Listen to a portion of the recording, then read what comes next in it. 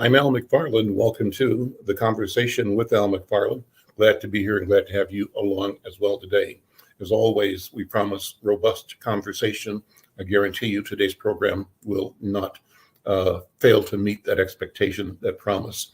Before we begin, we want to invite you to support this program, support this work by becoming a subscriber.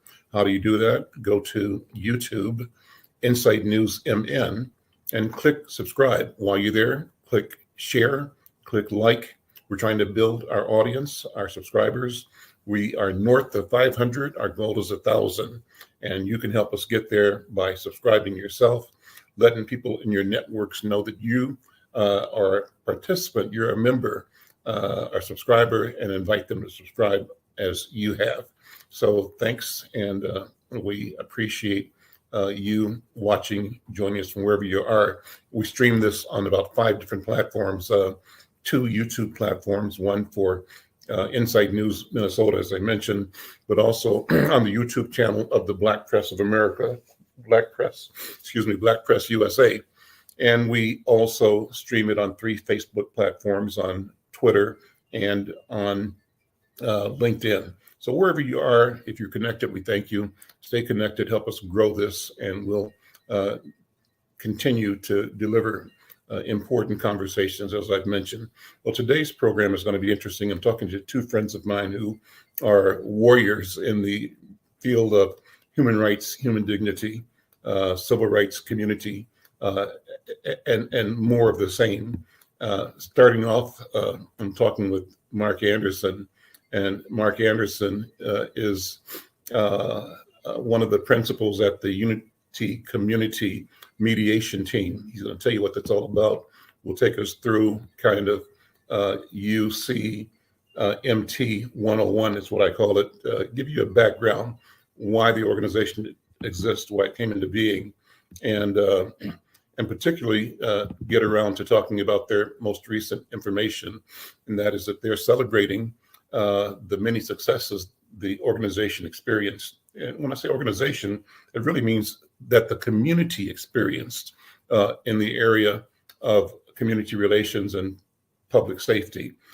They put out a press release recently saying that Unity Community Mediation Team celebrates its many successes in 2023 with the community and public safety partners. They had an event on November 20th to highlight those successes, and 150 people showed up, 19 of their partner organizations, and we want to go over that event and sort of walk us through what those successes have been. First of all, Mark, good to see you, my friend, and welcome to the conversation. Yeah, thanks so much for having me on. Yeah, and I have a little kind of bio on you that I'll share, and that is that, let's see, where did it go here? Here it is. That you're no stranger to activism, politics, community development. You've been on the front line forever. It seems that you were press secretary for Jesse Jackson, the president, in 1988. You were the Minnesota press secretary then. You were with Wellstone for Senate in 1990. You were an aide. You worked with Governor Rudy Perpich from 89 to 90. You were a senior policy advisor for Senator Wellstone from 91 to 2002. And presently, you are the executive director of the Barbara Snyder Foundation. I'll ask you to talk about what that is as well. But Mark, let's start talking about the origin history of the Unity Community Mediation Team. And from there, talk about those things that you reported out to community and partners about the successes in 2023. Okay, yeah. Well, let me start at the beginning just to catch people up in case they're not familiar. This goes back to 2003. Mm-hmm. And Community Relations Service of the United States Department of Justice came into Minneapolis to run a mediation between the Minneapolis Police Department and the city of Minneapolis and communities affected by police violence. This is 20 years ago. We met, and this was the 2 leaders in this effort, Ron Edwards And Clyde Bellecourt from the African American and American Indian community were the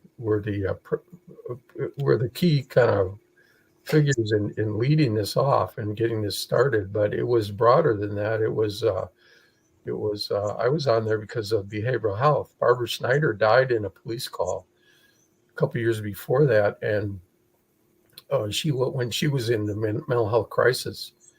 And so we were invited to participate. I was invited to participate in this mediation because the Minneapolis Police Department had shot and killed or killed 3 people in mental health crisis in that 1 year, and so that was viewed as one of the issues in relationship to police violence in the city of Minneapolis. But really, the main burden of this problem had been, carried by the African American community and the American Indian community historically in our city. And so we came together, a mediation team on the community side, and we decided to call it Unity Community Mediation Team. It was leaders from African American community, from several people from Native American community, as well as the LGBTQ community was involved in this, and the Latino community.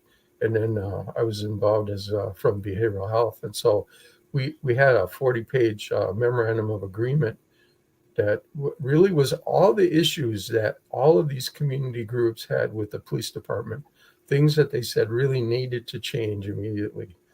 And so we just put them all on the table, and they're all in the memorandum of agreement. And so for 5 years, we worked with the police department to ensure that all these provisions were implemented, and there were over 100 action items in the agreement. And so we worked on that. So that went for 5 years. And then, the mayor at the time, R.T. Ryback, decided after 5 years he did not want to renew the process. Mm-hmm. And so we stopped meeting. But when George Floyd was killed, this group came back together and said, we're gonna resume this process because the city of Minneapolis clearly has not dealt with this issue of police violence. And so we sat down. We did without the Department of Justice.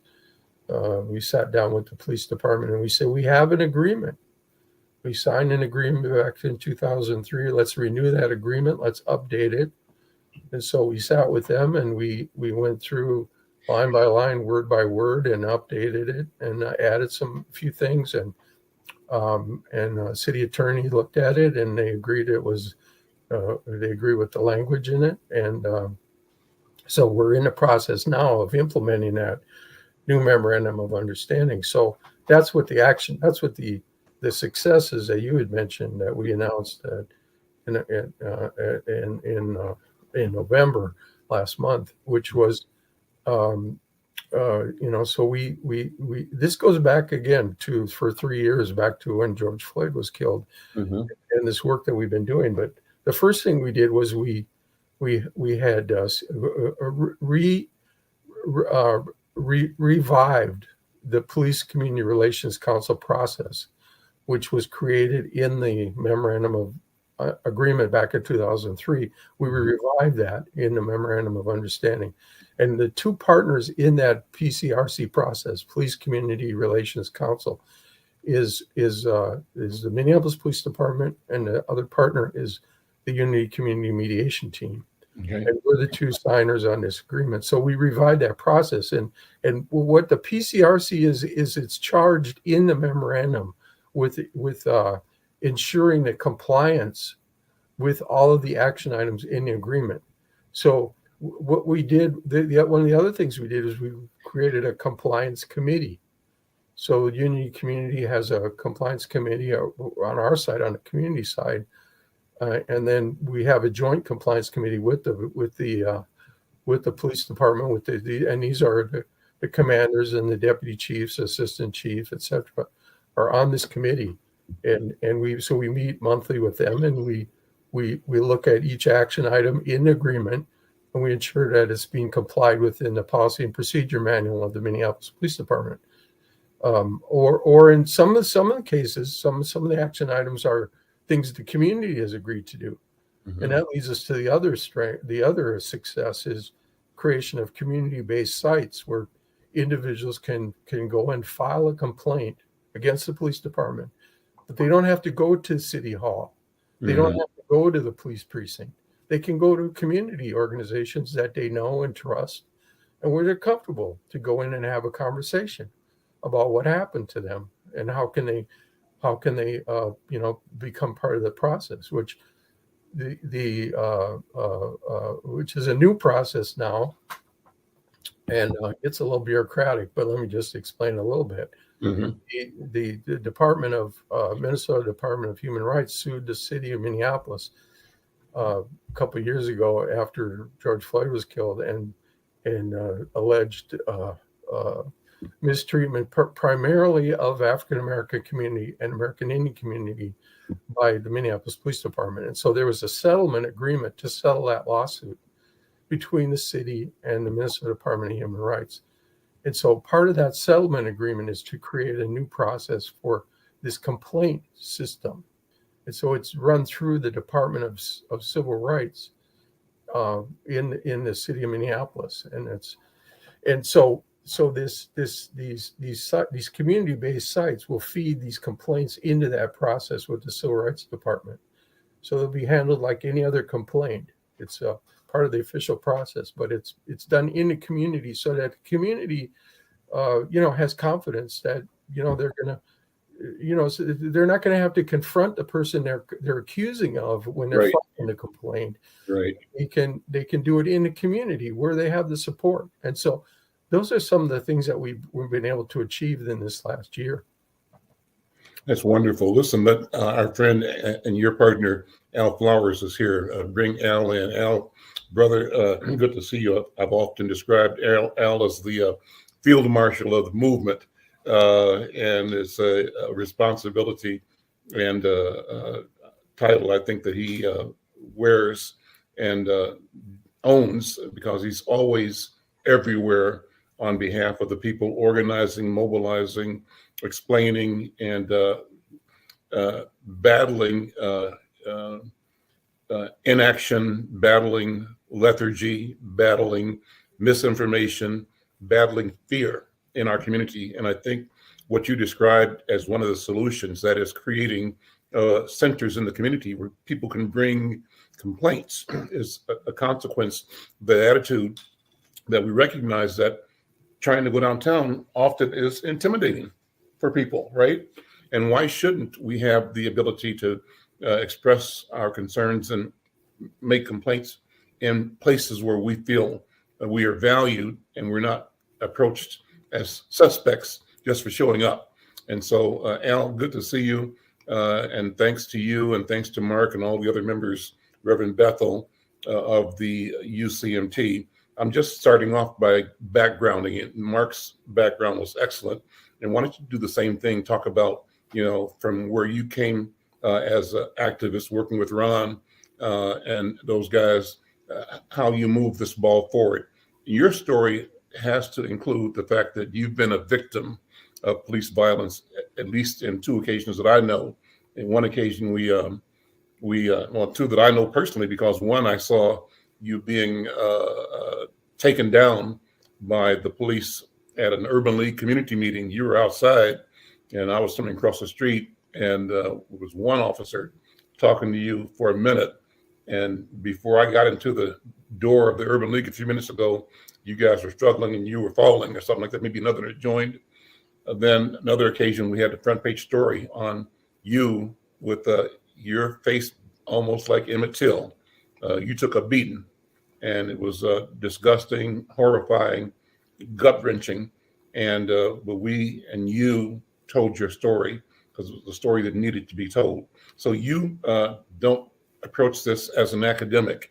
You approach this as a person with knowledge, personal, experiential knowledge about the consequence of rogue and uncivilized use of power by police and other public officials. So tell the story from your point of view, if you would, Brother Al. Unmute. Yeah. Okay. Thanks, Al, for the opportunity.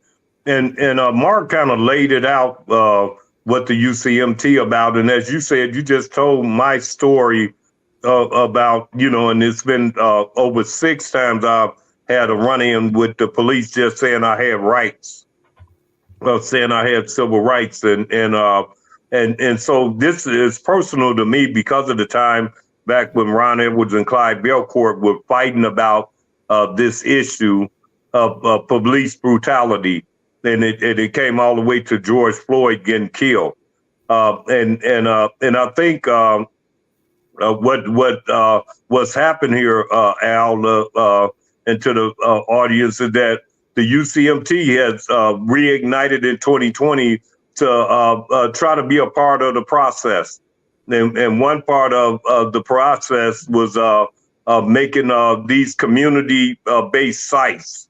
This is something that the UCMT is proud of, that we open sites, and Mark talked about it, but he didn't say we have a site at New Salem Missionary Baptist Church where you can get in touch with Nene Holly there. Over in North Minneapolis, the NAACP, Cynthia Wilson, they have a site right over there on 11th and Broadway. New Salem is on 25th and Bryant. And then we have sites over south in the Somali community, over in the Cedar Riverside community. And we also have them in the Native American community, Indigenous Protectors and Little Earth. We have sites there in those places, and one at the headquarters at New Beginning Church, 4301 First Avenue. So that's a big accomplishment, and we working with the Civil Rights Department there on this process. So that was something big that we got done. We also got 25% of the action item done, Al. That's in the MOU. Then the MOU have the same thing, the settlement agreement, what the state has in the consent decree for the federal government. It has most of the stuff from the MOU in it. So while they are still signing papers and going to the judge, we continue to do the work, and that's why where we are right now. And we applied to be the monitor over the consent decree in the settlement agreement and the MOU, working with the city attorney, Human Rights Department, DOJ, Al.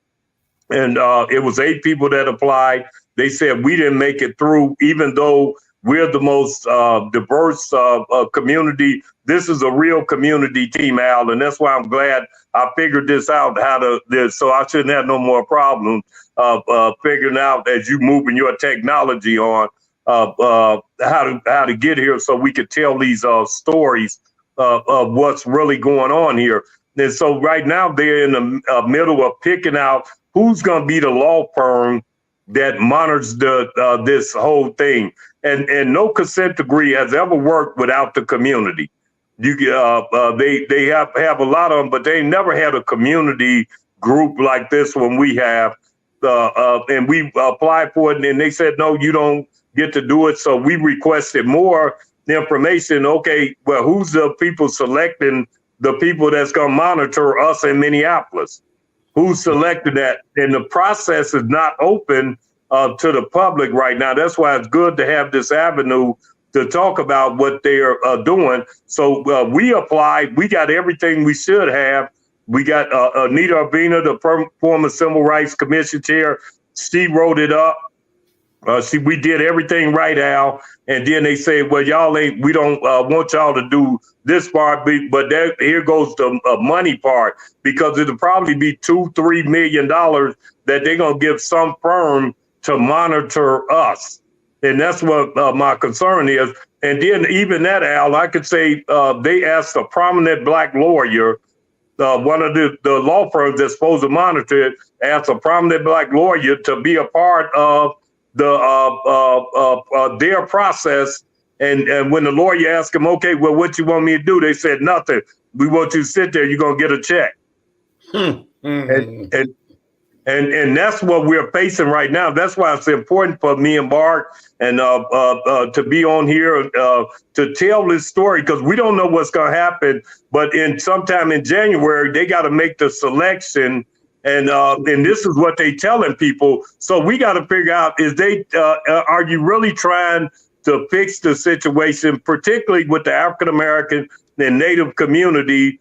Or is this something that you just trying to say, okay, we did that, and wait our time out, right, Al, as they usually do, try to wait us out on getting justice and see if we'll go away, if everybody will go away. And that's the problem they have with us, that we were there 20 years ago. So you can't trick us now, because we know what you're doing. We know you'll put it to the side for a year or 2 years, and then we get nothing done.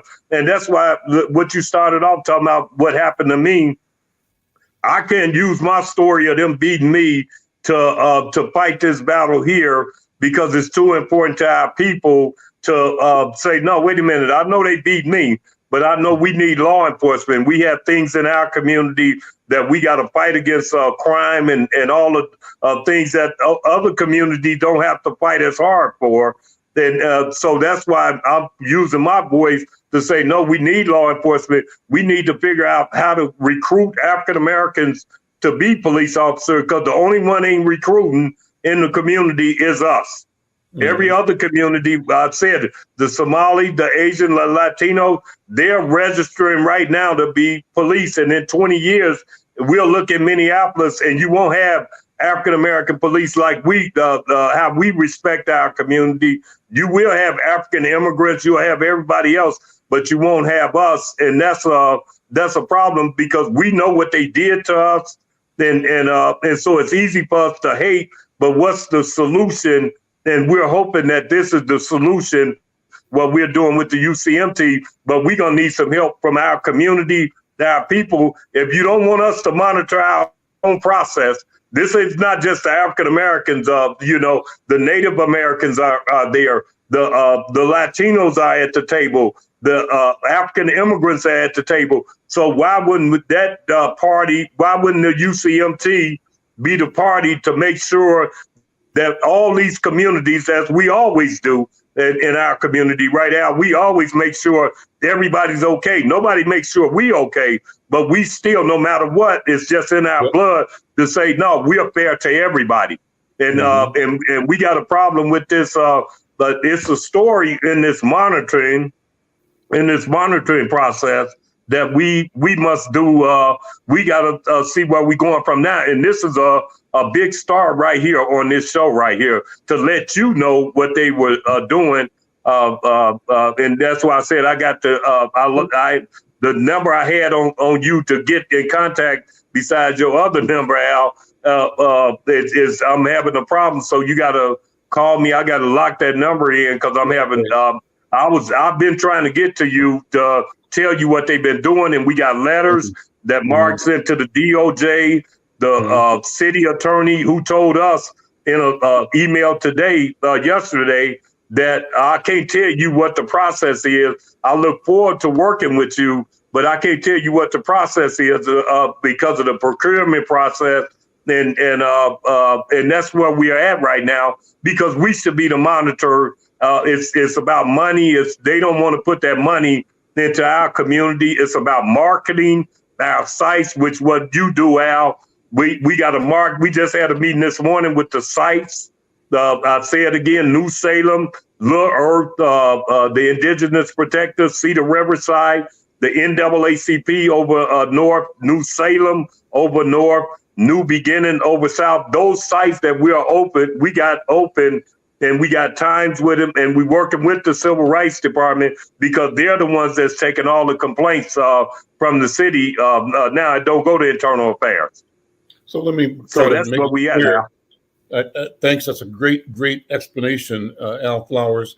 But I want people who are watching and listening to get a sharp sense of where the power is. And you say they are not wanting to select UCMT, and they are holding out to get some other organization or team to do the monitoring. Who is the they? Is it the mayor's office? Is it the civil rights department? Is it the city council? Where is the power here? Al, I think it's the DOJ, the Human Rights Department, and the city must do what those two say. So that's what the city attorney said. We can't say nothing because we bind by what they saying they making them be in secret and not telling the community the steps they are taking to make this selection. And they've never had an entity like the UCMT that could say, no, hold up, wait a minute. We just want to know what's the process. Remember, they talk about transparency. They say they want transparency, and then, but now they telling us, no, this ain't a transparent process. How we select this this law firm, because now we're talking here. You got us that's working for nothing. We only got $50,000 from the Minneapolis Foundation, and we doing all this work, and now they trying to figure out how not to work with people that's doing the work. And that's why I said earlier, a lawyer, a prominent lawyer, said they asked me and he didn't do it. And I'm just holding back to see how we deal with that. And that's why I want to talk to you privately. Okay. Is the power more at DOJ or is it more at Minnesota Human Rights Department, or is it equally between the two of them where the power to make the decision lies? With the DOJ. Because they are the ones, they got the consent decree. The consent decree trumps the settlement agreement and the MOU as in power and enforcement. But the DOJ just never had a community that come back and say, look what we got here. And I'm talking about these. Our team is executive directors of organization that represents, the American Indian Center. Our community, everybody, the churches, everybody knows about what we're doing. And so they don't know how to deal with us because now the information would flow freely if the community have it. And they can't say that we're being unfair because when the police department hired Timberlake, we filed a complaint. When he hired Sorley, we filed a complaint. When we said the chief did not tell the truth about Timberlake, we filed a complaint. So, and then on the other end, so we filed a complaint there. We've been non-biased. And then on the other side, when the police called us, when there was a crisis in the Native community saying the police had killed this person, they called us. We went and looked at the film, and then we was able to tell the community, tell the Native to look at it. And they found out, no, that ain't true. So we stopped that fire. And then so when we stopped another fire with an African-American kid who went on a high-speed chase over north and crashed his car and almost beat himself up. And the mom came out and said the police beat him up. Well, we went and looked at the tape. See, no, she didn't beat him up. The car beat him up when he crashed. And we was able to tell the mother that and stop them from saying these kind of things happen. So Al, we did it right there. And when when the police are doing something, we filed a complaint. We did everything that a community should do. But in the city, at our last meeting, our annual meeting, who spoke at that annual meeting? The governor sent a thing to the UCMT telling them, thanking them for their great work. The BCA, Chief Hodges out in Bloomington, because these are people we work with. The mayor spoke and talked about the UCMT. The council public safety chair, Councilmember Beatall spoke. Sheriff Witt spoke at this event. We had that's who, and the chief spoke, Chief O'Hara, and talking about how great it was. But on that same day we were doing it, that's the same day they sent us a letter saying we don't, y'all are not in the monitoring process with no explanation. That's where we're at right now. That letter came from Justice or came from Human Rights Department? That Mark would know more. Where did that letter come from? The letter informing you that UCMT was no longer a viable consideration. Yeah, I'm trying to think of that. It's been so many letters. I think it came from the city, telling us that. Okay, well, I'm curious. So maybe when you find it, we can. I'd love to follow up Okay, and yeah, we ask can get that to you. No the problem. sources, and have them explain what they meant and why they arrived at the conclusions that they arrived at. So this is important. Al, thank you again for this. Where do we stand now? And maybe both of you guys have some kind of, if you don't, it's okay, idea of how things look in both cities with budgets being passed, both in St. Paul and Minneapolis. And it seems to me, at least at first blush, both cities are paying more attention to trying to change some of the police interactions with the community. Obviously, they both want to have more staffing, but they seem to both be creating resources to engage organizations like UCMT or others to do some of the work that police really were not equipped to do. But what are your thoughts? Where are we right now?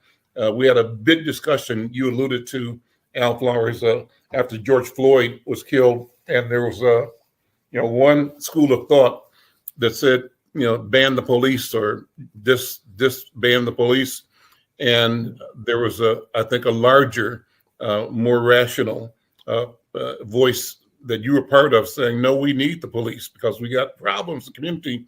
We just don't need bad policing. We don't need bad policy. We don't need to be excluded from the decision-making and from the process of policing our own communities. We need to be engaged in that. Where do we stand right now? What do you think, Mark and Al? Al, you first.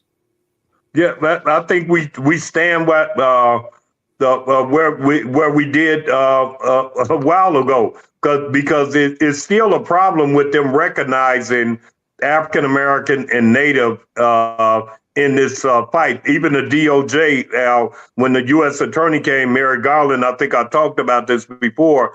He came in and he wanted to talk about what they said about the Somali community when they told them to go back to Mogadishu. That's the police. And this is what Merrick Garland said, the U.S. Attorney. And he talked about Justine Diamond, the white lady from Australia that was killed over north. I don't know how she made it over south. But they never talked about African American and Native and what they did to us, and that's what I think is happening right now. This is what I keep telling our team. I think they don't want us to get it done, and they changing the format. They start talking about things that don't make sense for us to be fighting, because they talk about disability. And then they talked about the media, and that's to muddy everything up, Al. I think that's what they are doing, just putting all these things on disability, the First Amendment, talking about what they did to the Somali, talking about Justine Diamond, but not talking about what happened to the African American and the racism, because I still believe our communities have a suit. We have some kind of lawsuit, and I think that's why they don't want to talk about how long they've been doing this thing to the African American community. So where we stand is we have to keep working with MPD. Our community have to. When some of the progressive movement don't understand, they just want to say get rid of them, abolish, and they're not through with that notion. But they are not looking at our plight of what's happening, and that's why so many organizations got rich off of us. We get the misery, they get the money. You're saying, and it's so true, and that's what they're trying to do to us right now. We've been through the misery. We did everything right as a community to move on, and then they telling us, no, hold up. Because the first time when we was moving it forward, we were the only one had the best proposal in there. Then the city said, no, we're going to scrap that one because we would have been one of the finalists. Then we're going to open it up another one. And then they had 8 more organizations apply.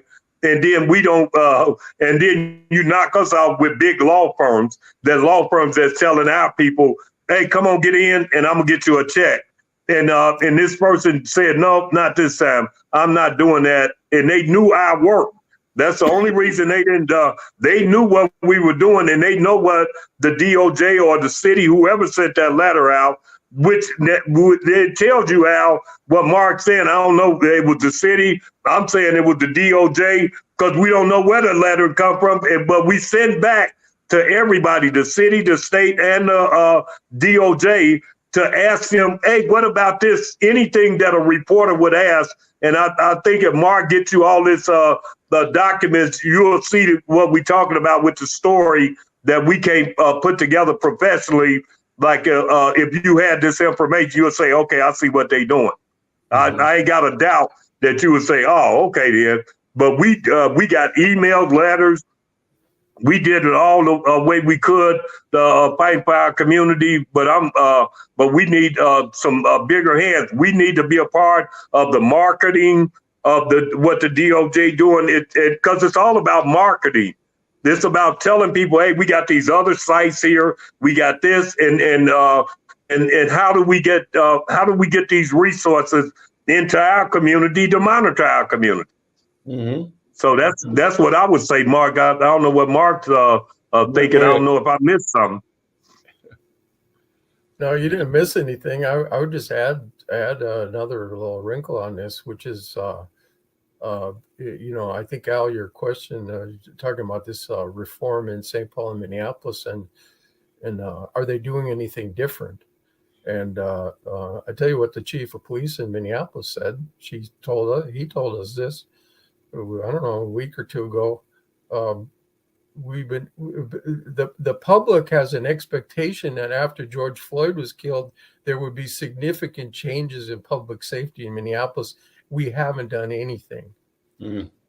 And what happened was, when they made these cuts to the police budget, it came out of the community-based programs. It came out of the PAL program, Police Athletic League, where the children have a chance to have a positive interaction with police officers.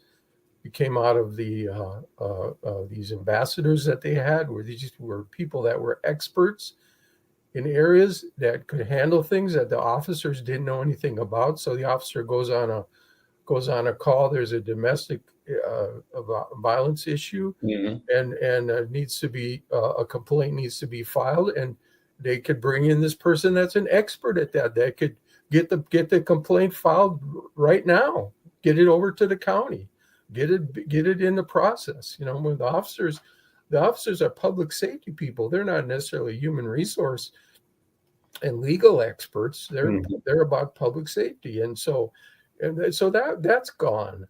All these programs that Chief Arredondo had tried to bring in to make the police department more engaged with the community were the things that were cut. And then all these people left the department, huge number of people left the department.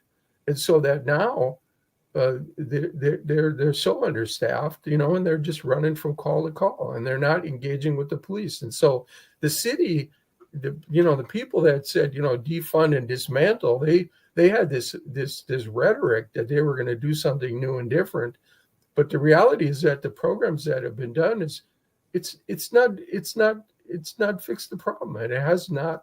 What they need to do is to engage with community, mm-hmm. And they're not engaging with community. They're going out and hiring people, little groups of people and individuals, on this, as Al says, on this procurement process. They create these little programs and stuff, but we need to change the culture in the police department and in the city, so that we have respect for individuals, and so that we deal with this issue of how people have been historically mistreated in the city of Minneapolis. This is not just a small thing, or just a recent thing, or just a one-time thing. This is systematic, needs to be dealt with. And the way you do that is you work with a group like Unity Community Mediation Team that is knowledgeable, that is professional, that has the expertise and the commitment to stay with this for 20 years, do this stuff, work with the Unity Community Mediation Team, and get serious about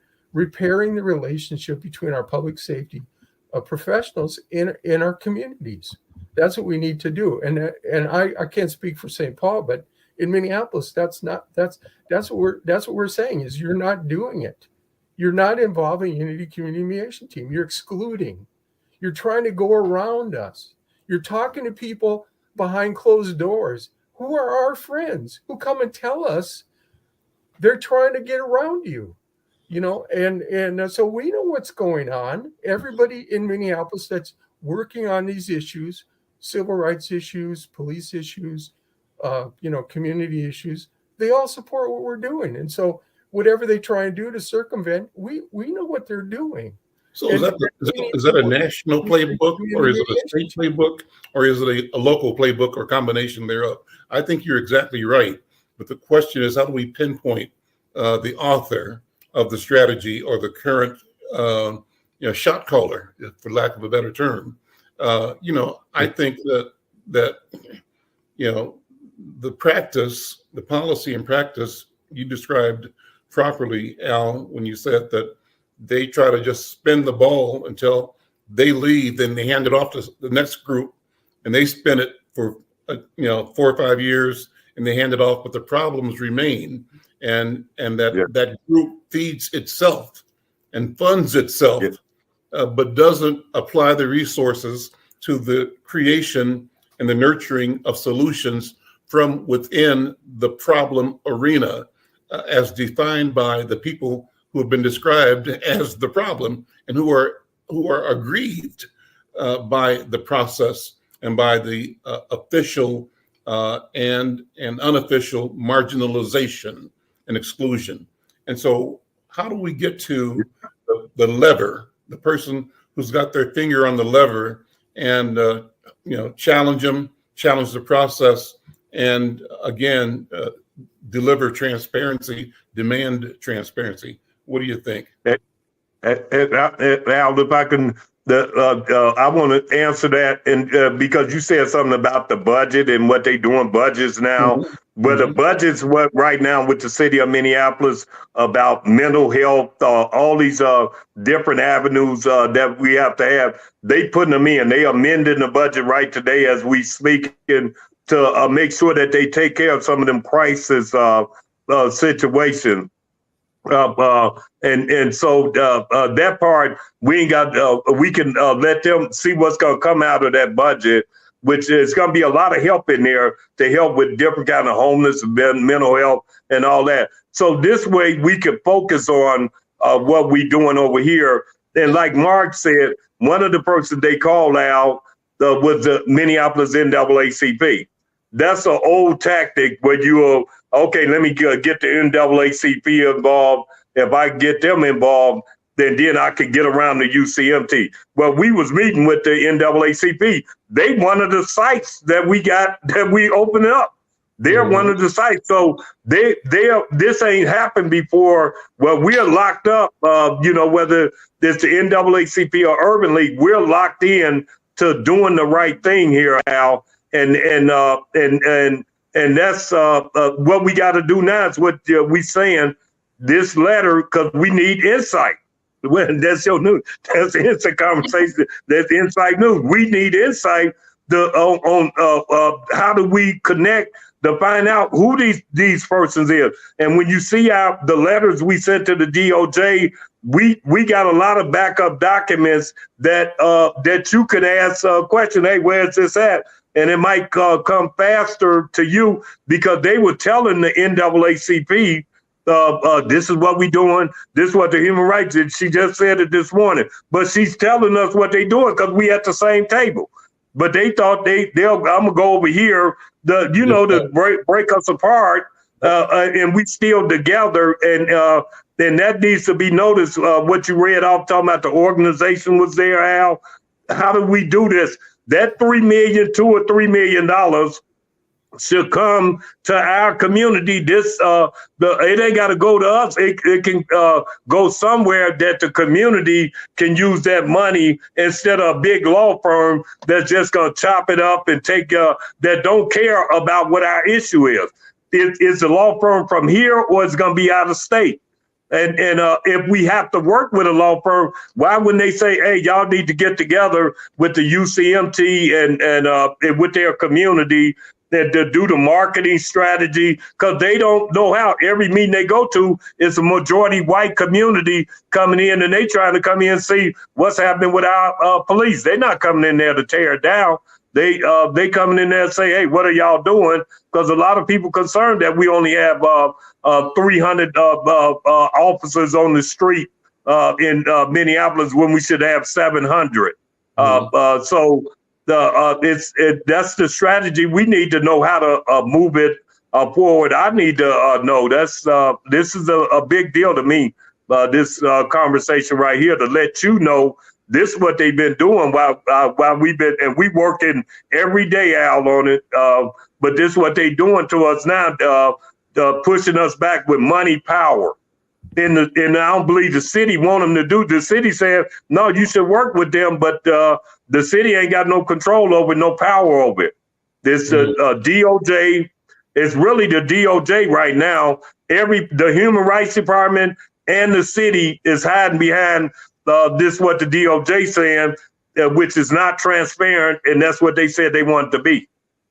And this goes back to the Crime Act back in the 1990s, the Big Crime Act, which is a part of this mass incarceration problem we have right today. That's where this consent decree process originated. It's a section in that crime bill, and they have been implementing it for over 30 years, because that's how old that bill is. And they've never had a community participant in a significant way in that process. And they're trying to, that's their playbook, is you go to the law firm, you bring in some maybe community leaders to give you some cover with the community. And then you create a checklist of a million things that you ask the police department to do. They check off all those things, and then you say, you're done. That's their playbook. That's what they do. And we're saying that's not working. It hasn't worked. It's not working. We have to do it the way, Minneapolis way.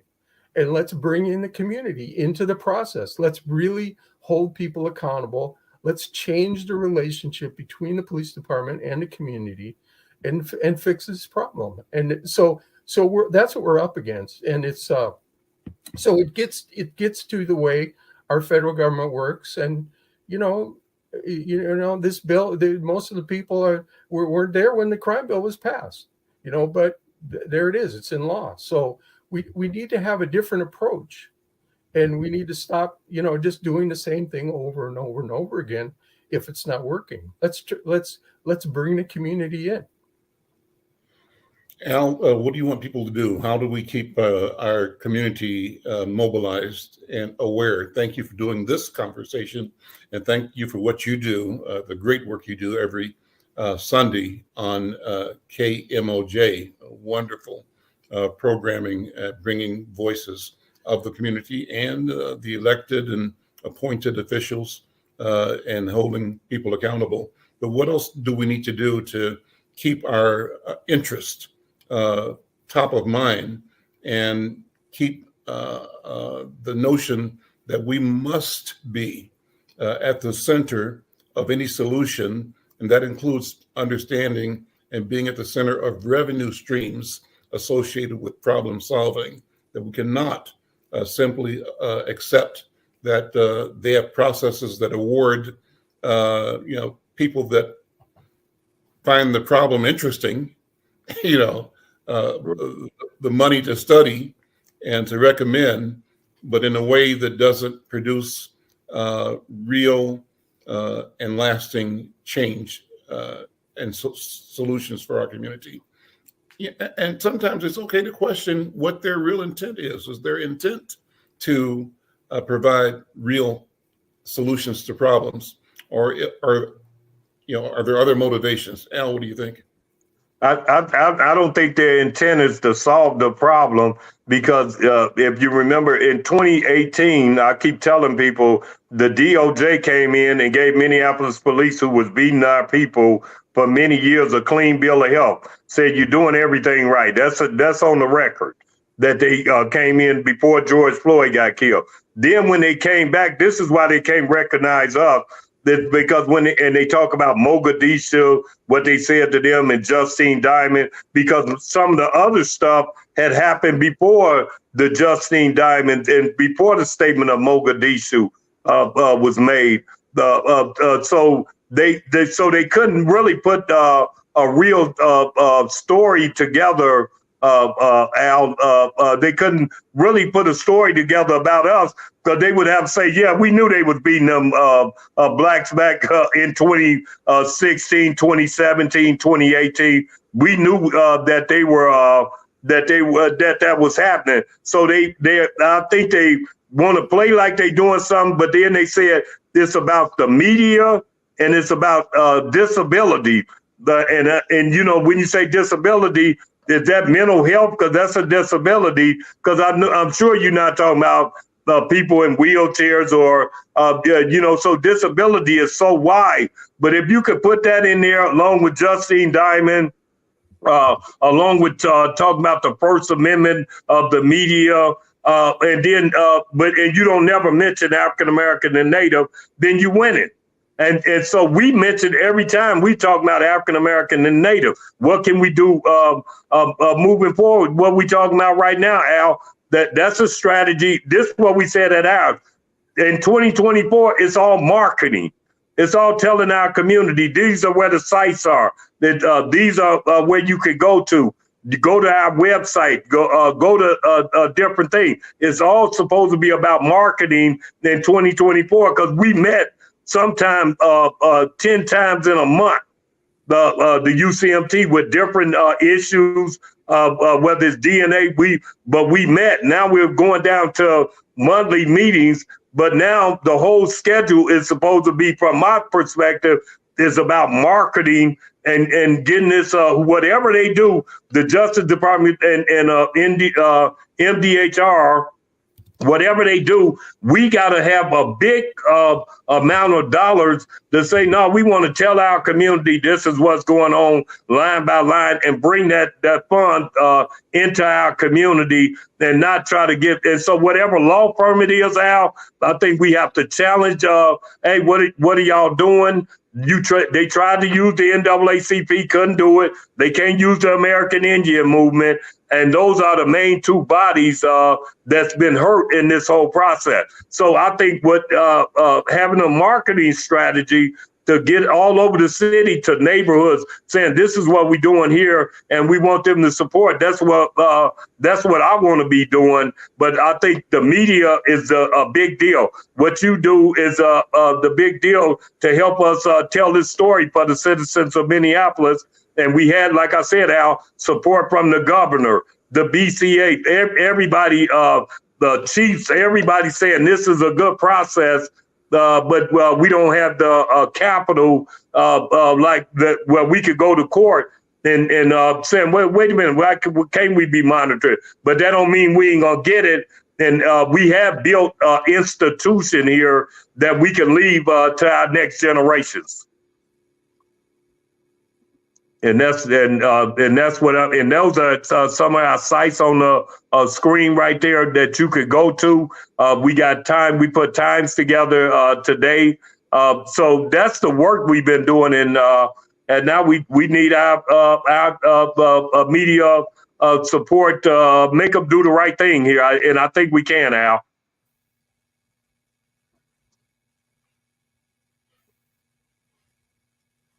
Yeah, this is action items that were completed. It's a list that we handed out at our annual event, and so you can see, and there's significant things. It's a number. That top section is all use of force issues.